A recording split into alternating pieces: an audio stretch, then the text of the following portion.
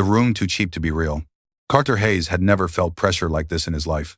The wide halls of Nexus Station looked bright, clean, and full of opportunity for everyone else, but to him, they felt like giant metal walls closing in. The message from the student housing office kept flashing on his wrist pad, reminding him again and again that his lease was canceled and he had only a few hours left before he would be kicked out. It didn't matter that he had traveled hundreds of millions of kilometers from Earth with dreams of studying astroengineering. None of that mattered if he didn't even have a bed to sleep in tonight. He stood in front of the public housing board, scanning every listing again, hoping something cheap would appear like a miracle. Rooms on Nexus were expensive, far more expensive than he ever expected. He checked his balance. 1847 credits total. Not even enough for 1 month of a normal room. The reality felt heavy, like a physical weight pressing on his chest. If he didn't find something today, he would be sleeping on a bench in one of the garden rings, pretending he wasn't shivering, while station security pretended not to see him. As he stared at the board, a friendly Vendorian student walked past him. Her glowing blue patterns moved over her skin like gentle waves. She glanced at him and gave a sympathetic smile. "You look like someone lost gravity under your feet," she said softly. Carter tried to smile. "Almost. My roommate dropped out, and now I'm kicked out too. Everything is too expensive here." "Welcome to Nexus," she sighed. "Where the lights are bright, the food is recycled, and the rent is impossible." Carter let out a tired laugh. But then, as he looked back at the board, something new blinked into existence. A listing he hadn't seen before. Room available, shared apartment. 400 credits per month. Furnished. Quiet tenant preferred. Unit 12 B. Contact Valora. Carter froze. 400 credits? That wasn't just cheap, it was unreal. It was the kind of price that made alarms ring inside your brain. The kind of price that usually came with a long list of disasters. Mold, broken walls, dangerous neighbors, or something even worse. Still, he had no other choice. His thumb hovered over the contact button. His mind whispered, "Don't do it," but his situation whispered, "You have no option left." Before he even realized it, his finger tapped the screen. The answer came back in less than 10 seconds. "Come view at 18. Carter checked the current time. 47.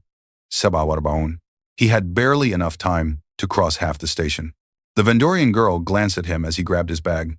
"If the room is real, go buy a celebration drink," she said. "Miracles don't happen here often." Carter didn't answer. He ran for the tram, his backpack bouncing behind him. The express tram carried him through the curved interior of the station. Through the windows, he could see the rotating inner gardens, the glowing advertisement banners, the pathways full of humans and aliens moving together. Normally, he loved the scenery, but today he felt nothing except worry. He imagined the room. Maybe it was a closet. Maybe the walls leaked. Maybe the landlord was a criminal. His imagination offered him every possible disaster. When the tram stopped in Sector 12, Carter stepped out into a quieter, older part of Nexus Station. The hallways here were dimmer and narrower, but not dangerous. It looked like the kind of place where families lived, not students. The metal panels had been repaired many times, leaving faint lines on the walls like scars. As he reached Unit 12 B, he slowed down. There were marks around the door, long scratches in the metal, not deep but unnatural, like something sharp had dragged across the surface. Carter swallowed. His heart thumped loud enough that he felt it in his throat. Maybe this was a stupid idea. But then he remembered the alternatives. The bench in the gardens, the cold floor, the humiliation of failing, before his semester even started. He raised his hand and pressed the door chime. There was a soft, smooth sound from inside. Not footsteps, more like air shifting. Then the door slid open with a quiet hiss. At first, Carter couldn't speak. He expected someone old, or maybe someone angry, or maybe a landlord who smelled like trouble. But the woman standing in the doorway was nothing like that. She was taller than him, by a full head with skin, so dark. It looked like polished midnight, and long silver hair that fell down her back like liquid metal. Her eyes were strange, not glowing, but reflecting the hallway lights in a way that made them shimmer like stars trapped in glass. "Are you Carter Hayes?" she asked in a calm, smooth voice. He nodded, unable to look away. "Come inside," she said. "If you are not afraid of the cold." Carter stepped forward and immediately felt the temperature drop. The air in the apartment was icy, as if someone had opened a freezer and never closed it again. The room was clean, organized, even elegant, but the cold made the hairs on his arms stand straight up. The woman looked at him carefully, almost studying his heartbeat through his skin. "I am Valora," she said softly. "And if you stay here, you must follow my rules." Carter blinked. "Rules?" Her lips curved into the smallest, most mysterious smile. "Yes," she whispered, "because not all dangers on Nexus come from outside the door. The alien woman, who drinks starlight. The door slid closed behind Carter with a soft hiss, sealing him inside with a silence that felt heavier than the station walls. The cold air wrapped around him immediately, sharp and biting, as if every breath he took belonged to someone else. The apartment was strangely beautiful. Dim silver lights glowed from the ceiling edges, casting soft reflections on smooth metallic walls. It did not look like a cheap room at all. It looked ritualistic, almost sacred. Valora stood a few steps ahead, her back straight, her silver hair shimmering like fine threads of moonlight. She didn't move carelessly. Every motion she made felt deliberate, almost too graceful to be human. Carter felt small in her presence, like he had stepped into a world not meant for ordinary people. "You may put your bag down," she said without turning. "We will discuss the conditions before anything else." Carter set his bag gently on the floor, trying not to stare at her glowing eyes. They were not ordinary eyes. They caught the light in a way that made them shimmer like stars in the void. The more he looked, the more he felt as if she wasn't looking at him, but into him, reading thoughts he didn't know he had. "You said there were rules?" Carter asked, hoping his voice didn't sound as nervous as he felt. "Yes." She turned slowly, each movement quiet and controlled. "If you choose to stay, you must follow them without question." Her tone carried no threat, yet Carter felt a chill run down his spine. Something about her voice had a cold softness, like snow falling quietly before a storm. "Rule 1, she said. "You do not touch my belongings." She pointed toward a row of sealed black containers, stacked neatly against the wall. Each one had strange symbols carved into the surface, sharp, curved shapes that looked nothing like human writing. "Rule 2, she continued. "You do not open the balcony blinds. Ever." Carter frowned slightly. "Why not?" Valora moved closer, her presence sending another wave of cold across the room. "Because sunlight awakens instincts I have spent years trying to bury." Carter didn't know what that meant, but he understood enough to feel uneasy.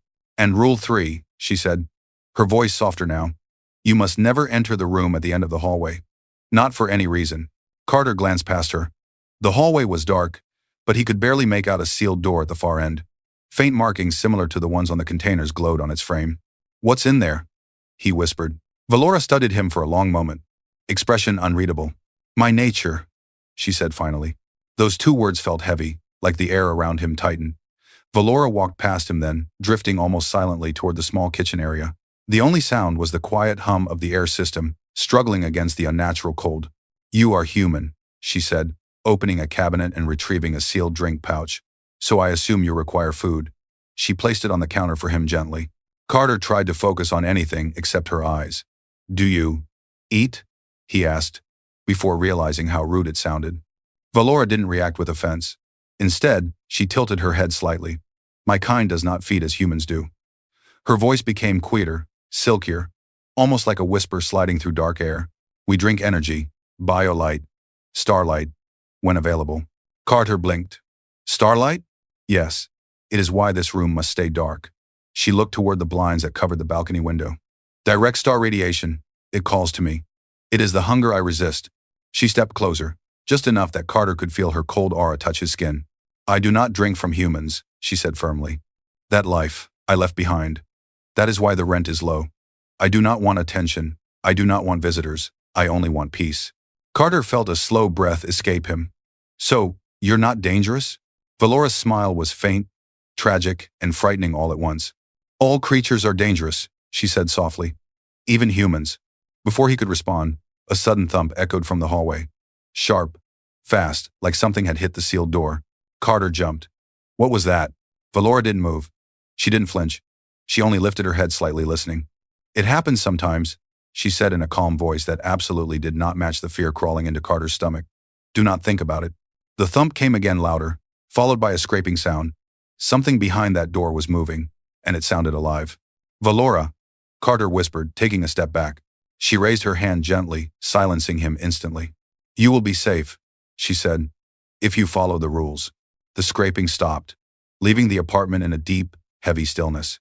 Valora turned back to him, her expression unreadable. "Humans fear the dark," she murmured. "But I promise you, the dark fears me more." Carter shivered, unsure if that made him feel safer or far, far worse. Something told him that tonight would not be quiet. Something told him that whatever lived behind that door was only the beginning. The secret Valora hides. Carter barely slept the first night. Every time he closed his eyes, he heard that scraping sound again, slow, dragging, almost curious. Like something behind that sealed door was feeling along the walls, searching for a weakness. The thin lights of the apartment did nothing to comfort him. The air was too cold, the silence too heavy, and Valora's presence too strange to fully trust. He had wanted a cheap room, not a horror story written in the dark corners of Nexus Station. Yet, when morning came, or at least the station's artificial daylight cycle, Carter found Valora sitting quietly in the common room. She didn't look like a creature who could make a door rattle. She sat completely still, hands folded, eyes half closed as though in meditation. The faint glow of her silver hair framed her face in a ghostly halo. "You are awake," she said softly, without opening her eyes. "You heard that noise last night too, right?" Carter asked, trying not to let his voice crack. Valora gave a calm nod. "I hear everything." That wasn't comforting. Carter sat across from her, clearing his throat. "So, do you plan to tell me what's behind that door?" Her eyes opened slowly, revealing a pale starlight shimmer within them. "No." That was it. No explanation, no attempt at reassurance. "Why not?" Carter insisted, heat rising in his chest. "I live here too. I deserve to know. If something in this apartment is dangerous." Something changed in Valora's expression, barely noticeable, but real. A shadow moved through her features. She didn't speak for a long, uncomfortable moment. Finally, she said, "It is not the thing behind the door you should fear, but the ones who put it there." Carter felt his stomach drop. "What does that mean?" Valora stood, her movements smooth enough to make her seem like she was gliding rather than walking. She turned away from him. "My people," she said quietly, "do not appreciate defectors." That word hit him like cold water. Defectors? Yes. She looked at her hands, studying them as if they belonged to someone else. "I was born into a caste that feeds on living energy. It is considered holy among my kind, pure blood, pure hunger. But I refused the rituals. I refused to drink from sentient beings.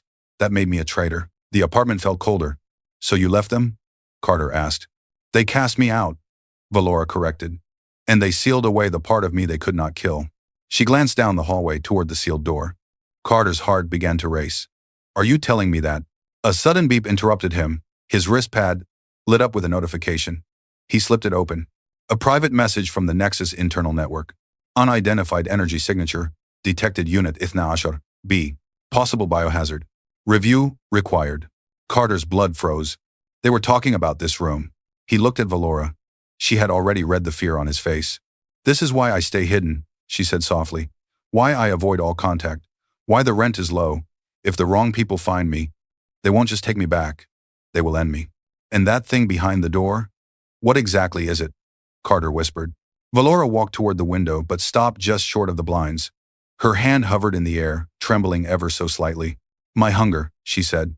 "The part of me they extracted. They sealed it away because they feared what I might become if I embraced it." Carter stared. "They took your hunger out of you?" "Not all," Valora said with a sadness that chilled him. "Just enough that I could remain alive, but weak. The rest of it exists behind that door.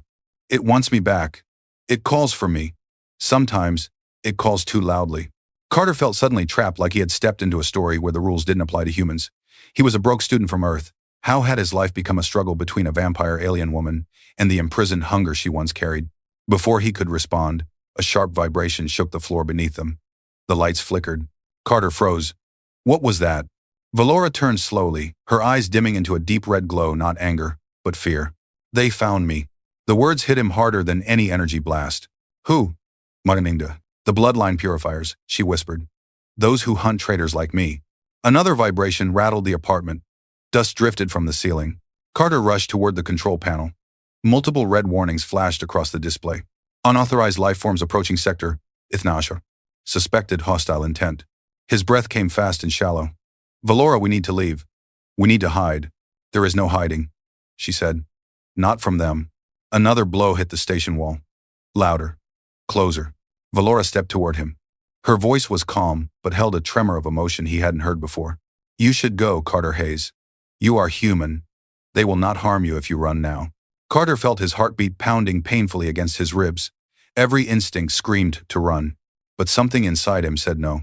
"No," he whispered. "I'm not leaving you." Valora's eyes widened just slightly, but enough to show she hadn't expected that. "You barely know me," she said. "And yet," Carter replied, swallowing fear, "no one deserves to be hunted."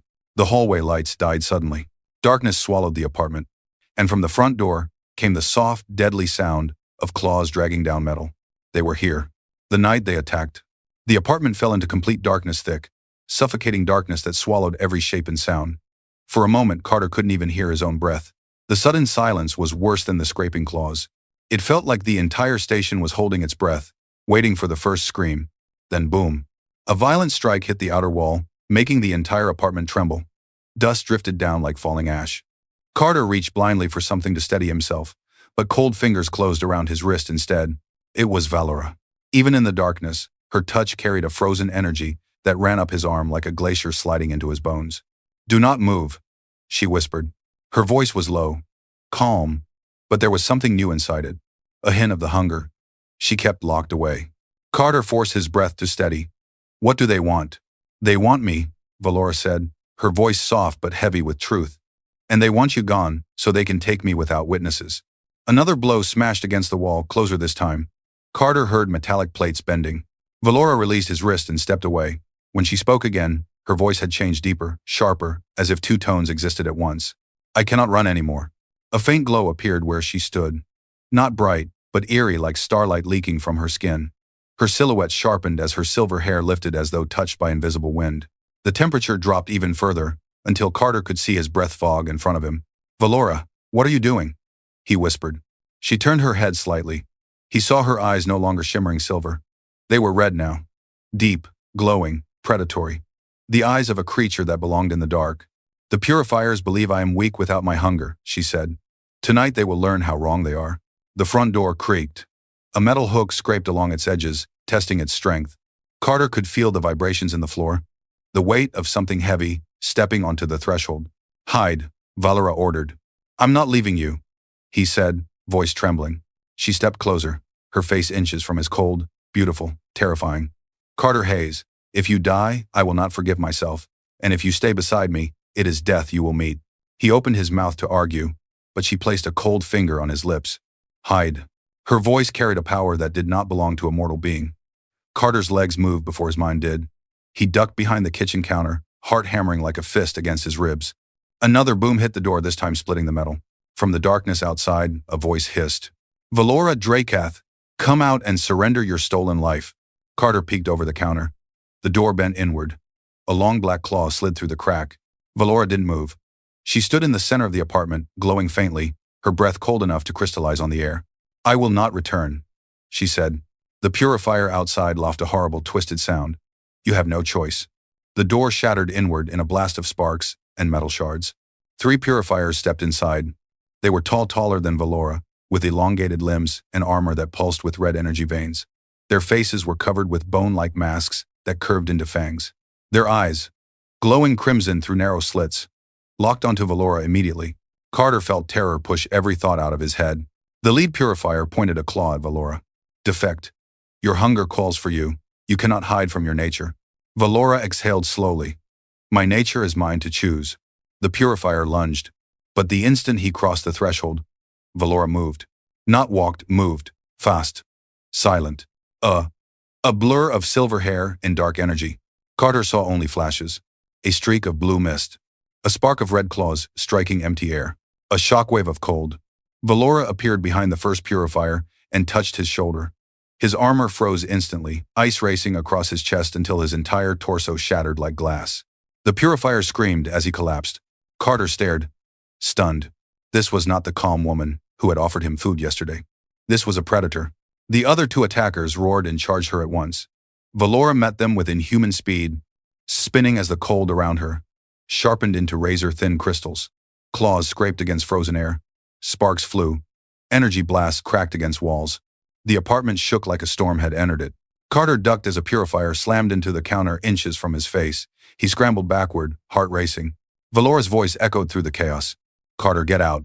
But he couldn't. The exit was blocked, and the fight was happening too fast. One purifier pinned Valora by the throat against the wall, lifting her off the ground. She struck him with a burst of freezing energy, but he pushed back with raw strength. Her voice cracked. "Carter, run." He didn't think. He grabbed the closest thing, a heavy metal pan, and hurled it at the purifier's head. It didn't do much damage, but it distracted him long enough for Valora to tear free and slam her palm against the creature's chest, releasing a burst of freezing light that exploded him into shards. The last purifier hissed, leaping at Carter instead. Valora screamed a sharp, furious sound that shook the air as she flew forward, tackling the creature midair. The two crashed through the living room wall, bursting into the hallway. Silence followed. Then Valora stumbled back into view. Blood dark blue and shimmering ran down her arm. Her breathing was rough. She collapsed to her knees. Carter ran to her. Valora, you're hurt. She looked up at him, pain darkening her eyes. This is only the beginning. They will return, and next time, they will not come alone. Her hand trembled as she touched his cheek. I told you to leave, she whispered. Why didn't you? Because you protected me, Carter said. I protect the people who protect me. Valora's eyes softened for the first time since he met her. Then she fainted in his arms. And somewhere deep inside the apartment, behind the sealed door, something scraped again. But this time, it sounded excited. The vampire's true hunger.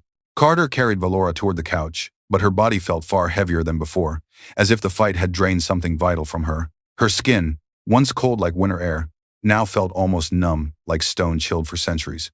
Blue crystalline blood shimmered along her shoulder and arm, leaving faint glowing marks on his hands. Valora, stay with me, he whispered, lowering her gently.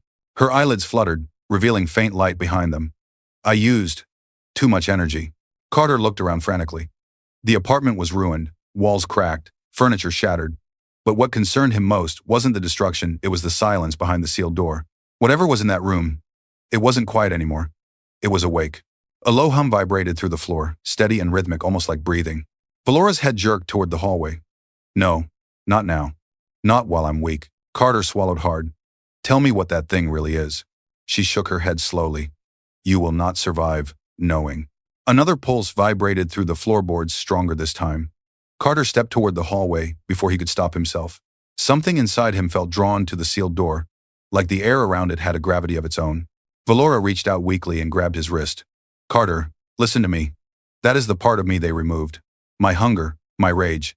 The part that feeds without mercy. He stared at her in shock. You mean, your hunger is alive? It is not alive as you understand it, she whispered. It is a living force, a shadow of my nature. And when I am weak, it becomes strong. The hum intensified, growing sharper, like claws tapping metal from the inside.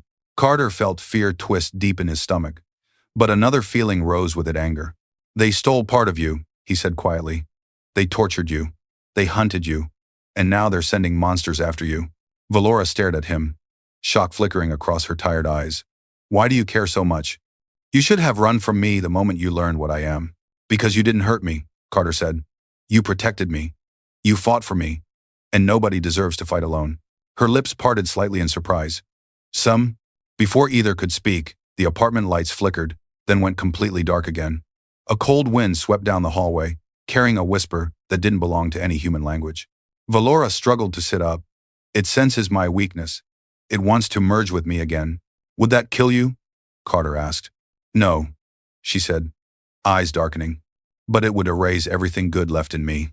Carter made a decision, a reckless, human decision that came from the part of him that refused to let anyone control his fate. I'm going in there, he said. Valora's eyes widened in horror. No, Carter, you must not. But he had already stepped away from her. The humming grew louder as he moved down the hallway. The sealed door vibrated gently, like something pushing from the inside. Strange glowing patterns pulsed along its surface, the same symbols he'd seen on Valora's containers. He reached out, hand trembling. Carter, Valora begged from behind him, her voice shaking. If you open that door, you may release something even I cannot stop. He hesitated, not because of fear. Fear had already wrapped itself around his ribs, but because he understood something now. Valora wasn't afraid for herself. She was afraid for him. Tell me what to do, he called back to her. I can help you. You cannot, she said, her voice cracking. Only my kind can control the hunger. A human mind cannot survive its presence. Another pulse hit the door hard enough to shake the hallway. Carter stepped back, but the door didn't open. Instead, the door opened him. A flash of white light shot through the symbols, ripping through the air and slamming into his chest like a shockwave. He crashed onto the floor, gasping. Images, alien memories flooded his mind in violent flashes. Valora, standing before council, refusing to feed on helpless prisoners. Chains, needles, red energy carved from her body. A beast made of pure hunger. Screaming in a glass chamber. Her eyes terrified, begging, breaking. Carter screamed, clutching his head as the visions exploded inside his mind. Valora screamed too, not from pain, but from rage. Carter, the hunger is reaching for you. Fight it. He tried, but the force pulling at his mind felt like 1,000 claws, scraping at his thoughts, searching for weakness, tearing at his emotions, trying to consume the light inside him. No, he gasped. You don't get to break her again. His voice wasn't strong, but it was enough. Suddenly Valora was beside him, pulling him into her arms. Her cold skin touched his forehead, and a burst of freezing light surged from her into him. The claws disappeared. The visions faded. He could breathe again. Valora held him tightly, trembling. You foolish, brave human. You touched something no human should ever sense. Carter looked up at her, breathing hard. I saw what they did to you. Valora's glowing eyes softened. You should not have seen that. And they will keep doing this unless we stop them, he said. She stared at him, really stared at him for the first time. Not as a fragile human, not as a burden, but as someone willing to stand in darkness for her. You would fight creatures far stronger than you? She whispered. Yes, Carter said. Because you already fought them for me. A long silence filled the hallway. Then Valora gently placed her hand over his heart. Her palm glowed faintly. I can give you something, she said quietly. A piece of my energy, a bond. It will not harm you. It will make you stronger. But once I do it, your life will never be the same. Carter didn't hesitate. Do it. Valora leaned closer. Her forehead touched his. A cold spark ignited between them, sending a rush of alien energy pouring through his veins, lighting up his body from the inside. Carter gasped as colors he had never seen exploded behind his eyes. Valora whispered in his ear, You are human, but after tonight, no human will stand stronger. And from behind the sealed door, the hunger screamed, not in triumph, but in fear. The human who stood between monsters. The energy Valora shared with Carter surged through him, like liquid lightning. His senses sharpened instantly. He could hear the faint hum of the station's engines, feel vibrations in the floor, even sense Valora's heartbeat in the air, like a soft pulse of starlight. The world grew brighter, colder, clearer. But the moment did not last. A deep metallic boom echoed through Sector Ithnarasher, followed by alarms flashing red across the corridor outside the apartment. The purifiers had not retreated. They had regrouped. And this time, they were not alone.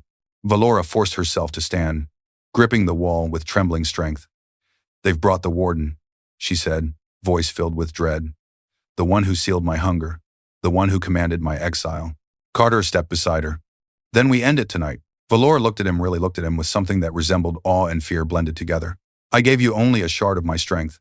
It will not make you my equal, but it will help you survive the presence of what comes. Carter could feel it, a dark wave of pressure moving through the station corridor. Heavy, ancient, powerful.